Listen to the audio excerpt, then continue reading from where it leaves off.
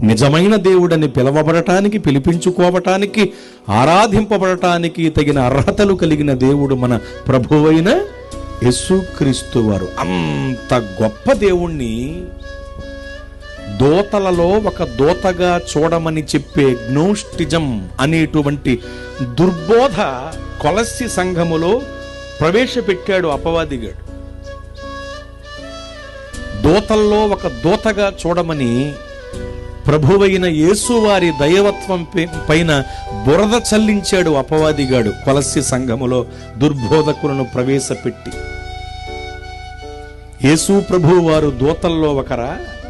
ఆయన దోతల కంటే ఎంతో శ్రేష్ఠుడు. యేసు ప్రభువు వారి స్థితి ఏమిటి, దోతల పరిస్థితి ఏమిటి అని మనం ఆలోచన చేస్తే, సమీపించరాని తేజస్సులో వసించేటువంటి స్థితి యేసు ప్రభువు వారిది. ఆ తేజస్సును చూడలేక ముఖం కప్పుకోవలసిన పరిస్థితి దేవదూతలది. స్తుతి నొందే స్థితి యేసు ప్రభువు వారిది, స్తుతించవలసిన పరిస్థితి దేవదూతలది. ఆజ్ఞాపించే స్థితి యేసు ప్రభువు వారిది, అనుసరించవలసిన పరిస్థితి దేవదూతలది.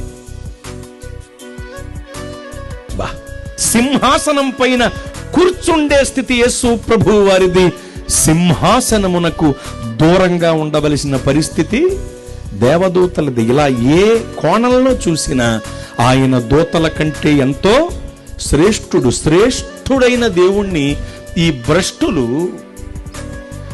దూతల్లో ఒక దూతగా చూడమని కొలస్సి సంఘస్థుల ఇళ్లకు వెళ్ళి మరి ఆ దుర్బోధను ఇంజెక్ట్ చేశారు వాళ్ళ మనస్సుల్లో. అప్పుడు ఏం జరిగిందంటే, మంచి కంటే కూడా చెడు త్వరగా విస్తరిస్తుంది కదండి. ఎందుకంటే యేసయ్య చెప్పిన మాటల కంటే ఎవరో చెప్పిన చెప్పుడు మాటలే త్వరగా ఎక్కుతాయి కొంతమందికి. లోకంలో ఒక నానుడు ఉంది,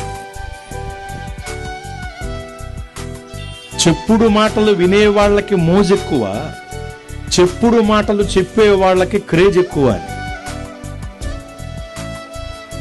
దేవుడు చెప్పిన మాట వినకుండా అపవాదిగాడు చెప్పిన చెప్పుడు మాట విన్నారు కాబట్టి హవ్వ ఆదాము గారులు అగ్నితిక్రమం పాలు అయ్యారు.